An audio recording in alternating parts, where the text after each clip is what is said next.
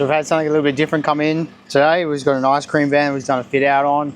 We just upgraded the electrics in the back just to go to a 48 volt from the 12 volt they were currently running, and then just to add an extra battery so they got a bit more power. So pretty much all the work was done in the back on this one. So we'll jump into the back and check out what we've done back there.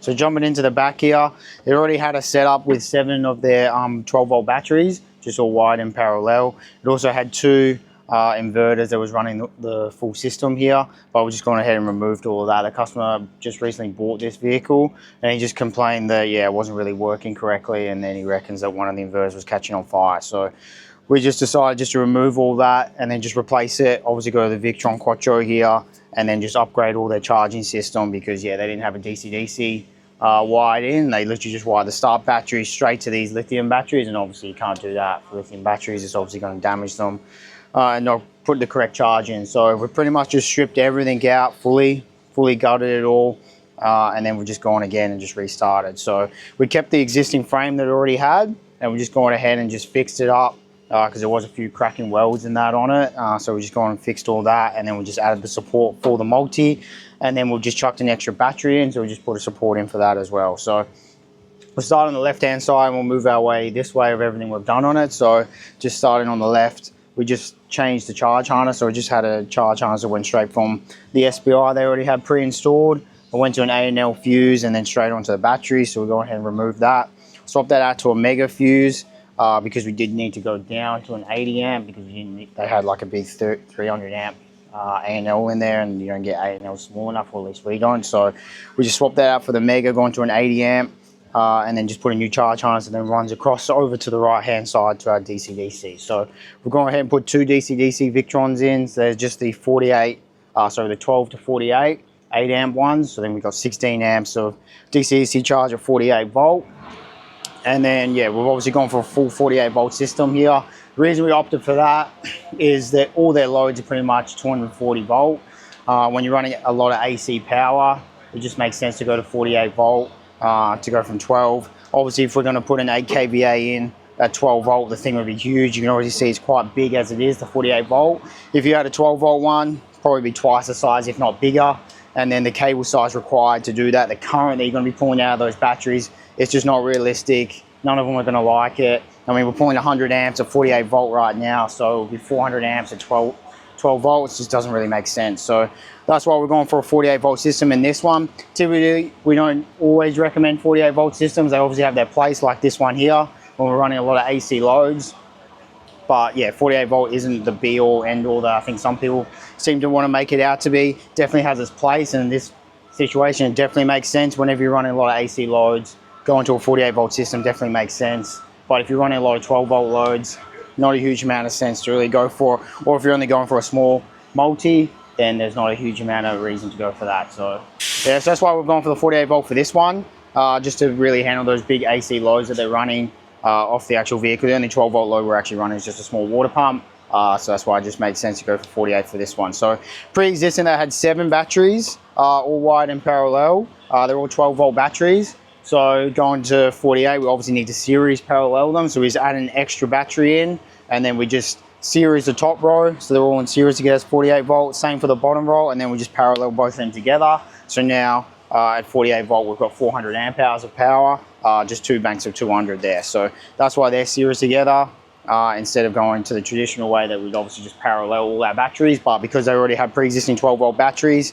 it obviously isn't cost effective to go ahead and just replace all those batteries. For 48 volt ones, it's going to get quite expensive. So instead of doing that, we decided to just add 1 extra battery in, just brings the cost down a little bit, and then we just series them all and then parallel them, and then that gives us our 48 volts. So that's just another way to do it. You don't have to necessarily swap all your batteries out. If you do want to go to 48 volt, you can obviously just series them if you've got enough batteries like we did in this instance. So go ahead and done that.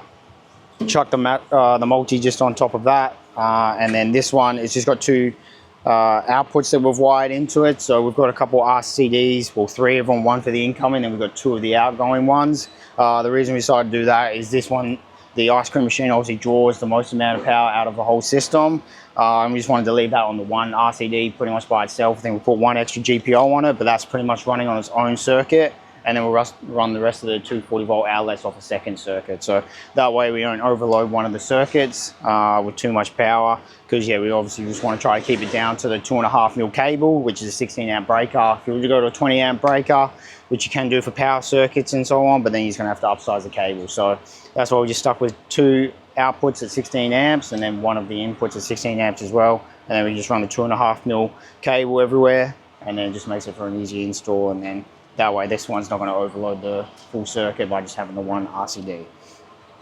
And then yeah, located over on the right hand side here is just where we're going to head and house everything. So we've just got the MPPT here. So it did have a pre-existing MPPT because it did have 4 solar panels, and once again they were all wired in parallel. But because we are going to a 48 volt system, we series them all, and that way we can get the voltage up. So I think the voltage now of these panels, they were originally 18 volts. I think we're up to about 56 volts now or so, because we obviously do need to be higher than the battery. We need to be at least 2 volts higher than the actual battery voltage. Otherwise, the MPPT is not going to kick in and actually register it. So that's why we just went ahead and series them.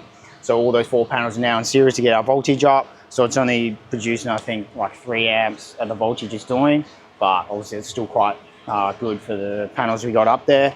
But just allows us to keep that voltage, the current draw down as well, which obviously limits our cable sizing and so on as well. So that's why we go ahead and just chuck the 150 in so it can handle the voltage. Our power is not that high, so that's why we can get away with a 35 amp hour, 35 amp rated MPPT, and then the 150 is just to make sure if we have any voltage spikes and so on, we're not going to have any issues with the voltage going too high for the MPPT. Then just located further back is just those 2 Orions I talked about previously. And they're just going to produce 8 amps each, 16 at 48 volt. And then, yeah, I think they're about 32 amps or so at 12 volt. They'll obviously be pulling off the alternator. But being a Sprinter, they already come with huge alternators already. I think they come with a 250 amp alternator from factory. Obviously, they know that people are going to be kitting them out for ambulances and so on. They're going to have big current draws off them, so they already come with big alternators, which is handy. So being able to put those 2 on there, it's about 60 amps. We're going to be pulling off it at 12 volt. That's more than capable of handling that with the big alternator they've got. And then when it's converted to 48 volt, they're putting out 8 amps each, 16 amps in total. And then we just put a converter in there as well. So it's just a 30 amp converter, just go from 48 to 12, pretty much just to run that water pump. They're not really running too many other 12 volt accessories, but obviously if they wanted to add on to in the future, they definitely can, because that water pump's only going to pull about 5 or so amps. So they do have room. If they wanted to chuck some more 12 volt accessories on, they can definitely do it. But they have no real need, because yeah, they're pretty much running all house appliances in this thing. So that's why we're going for the 48 volt, as I said earlier. And then yeah, just the last component that we've got in there is just the SmartShunt. That's just a Victron SmartShunt that's paired to the BMW 712. So it's got the 712 display just up in the corner there, and then that way when they're paired, when they're in the back there, they can obviously just monitor everything that's going on with their batteries. There was a bit of other components up in that corner there that's no longer required, so we just gone ahead and removed that for them as well, just to clean it up a little bit and just get rid of some of that excess wiring that's not required. And then yeah, that's pretty much everything that we deleted from the vehicle, just to try to clean things up a little bit. And that way there wasn't just cables everywhere. When we originally got to it, they said all cables just flacking down here. There was 240 volt cables, there was cables exposed that were 240. Like yeah, it wasn't really the ideal situation for it to be in. So that's why we just wanted to clear out as much stuff as possible and clean it up. And then onto the batteries, yeah, the reason the customer wants so many batteries is most of these ice cream vans run off gensets, but he doesn't want to run off any gensets or generators, whatever you want to call them. So that's why it's got such a lot of battery power in it, because he basically wants to be able to run this fully off grid, wants to be able to rock up and just turn his MultiPlus on, and then he's good to go, and he can just run straight off the battery power. So that's why yeah, we've got such high power coming off it, because yeah, when this thing is pulling quite a lot of power, I think we got, when we were testing it, we were pulling 7,000 watts off it, and it was about 100 amps or so of power coming out of those batteries. So having that 400 amp hours of battery power just means they can obviously run that flat out for 4 hours, and they're not going to run into any issues. But I don't believe they're going to be pulling that much off of this. Is the only item that's going to be pulling the most at the moment. The rest is just a couple fridges and then some lights, so they're not going to be pulling a huge amount off it. So that's why yeah, these batteries are the size they are, so they can just handle those loads and they don't have to worry about plugging into the generator. But there is an inlet on the right hand side of the vehicle, so if they do need to plug in, or if they just pull up at home and they want to be able to plug in and charge up, they can definitely do that. And then the MultiPlus will just work as always, and it'll just switch straight over for them, and then they can pull power straight from the grid to charge up and run their system if they need to. Then yeah, for the MultiPlus wiring, so this is the first one we've done it in, is to put the 240 volt cable just in the orange conduit. It's something that we just recently brought in, and we're going to start doing now. Really, it's just like another safety feature for us. We used to use a lot of the grey conduit, which is like house conduit, but it's quite thick, it's 20 mil. And we don't need it to be that big. So just one, it doesn't look the greatest, and then two, it makes it quite difficult to run in a lot of places. So then the other thing we used to do was then just use normal NC16 conduit, which is black. Downside to that is obviously it just looks like your normal 12 volt cables. Then what we're doing on top of that, we're just putting little labels saying caution 240, so people knew it was 240. But it doesn't look as professional, at least in my personal opinion, as what having the orange conduit does. And if anyone's got an EV or seen EVs, they all have on their high voltage cables these days that orange conduit. And yeah, anyone that knows us knows that we like to try to look as factory as possible. So that's why we've now opted to go for orange conduit for our 240 volt cable. One, I think it looks a lot more professional. And two, I think it's just, yeah, people know straight away if it's orange, there's probably something different about it. Just like with airbags being yellow, you know there's something different about it, and you should probably be careful when you're playing around with it. So that's something you'll probably see more of now. We obviously try to hide our cabling as much as possible, so you might not see it in most of our installs, but if it to ever open up our installs and see the 240 volt cable, you see it will now be in this orange conduit. So yeah, it just makes it a little bit safer, and then yeah, it just allows us to be able to fit it into tighter spaces being the NC16 instead of that 20 mil conduit. Then the other thing is they already had this fan pre-existing on the rear door here. The only thing is it was flapping in the breeze. There was no actually securing of it, so we just secured it up for them. And then they had exposed 240 volt cable just chilling at the back here. I don't know why they decided to do that. That's obviously pretty dangerous. So that's why we're just going ahead and put this GPO on it, and then obviously you can just switch it on and off. So every time the multi's on, you can decide if you want to run it or not by just switching the GPO on and off on the vehicle. But yeah, this one was a bit of a weird one. We're obviously not 100% sure on the exact situation because yeah, the owners only just recently bought it, but to us it definitely looked like it was a bit of a home job because all the outlets, they weren't double pole, they were all single pole. And then yeah, there was just a lot of stuff going on. There was just exposed cables, like they even had on the old inverter, they just had some plugs on it, like extension lead plugs, which is something you don't do for hardwired cables. You're not allowed to use extension leads as hardwired cables. So that was, yeah, it just pretty much was a full DIY spec. If I'm being honest, I'm not 100% sure if it was, but just based off that, it definitely did seem so. And then yeah, there was just literally exposed cables everywhere when it came to 240, and it was pretty dangerous. So the customer who bought it obviously realized that, and then they decided to take it to us to get it all sorted out to make sure they wouldn't have any dramas. But yeah, it's probably just one of the frustrating things about the industry is it's probably not the most regulated. And then yeah, people do stuff like that that's dangerous. I'm all for people giving it a go themselves. You know, we're more than happy to help people do that. But when it comes to doing stuff that's dangerous like this one was, yeah, I don't know. I think you kind of got to draw a line sometimes.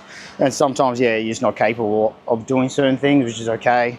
But yeah, this one was, yeah, not good. Even the way they wired everything, like on the 12 volt side, they'd pretty much run everything to this end battery here. All the loads were coming in and out of the one battery. Obviously, you don't do that when you're doing stuff in parallel. You want to run it to a central junction box, and then that way it's got even load across all batteries. If you run everything off just that one battery there, literally every single load's got to go through that one battery. All charge is going through that one battery, and then it's got to pass it on. That battery's just getting absolutely hammered. So you never want to wire stuff like that.